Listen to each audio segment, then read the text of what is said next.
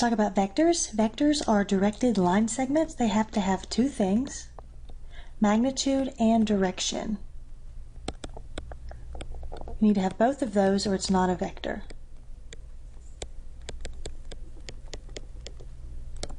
Let's just give you an idea of what a vector actually is. I can draw the xy axis and I can put one point at the point 0, 0, and I could put some point over here. Let's just do it for convenience sake just in quadrant 1. Maybe the point 3, 2. If I want to go from the point 0, 0 to the point 3, 2, I can draw a vector from this point to this point. This point right here.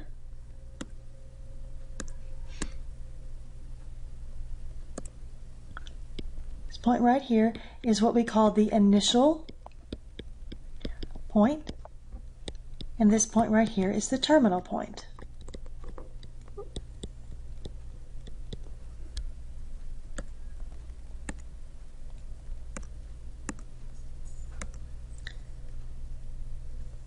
So this vector goes from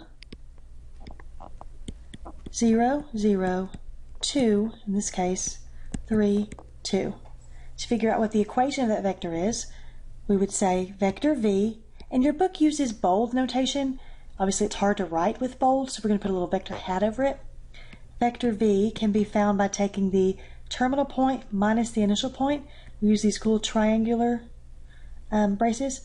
So 3 minus 0 and 2 minus 0, which simplifies to 3, 2.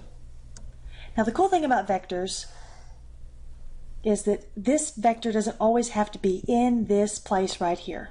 It has to have the same magnitude and the same direction, but I can pick up vector v and I can move it.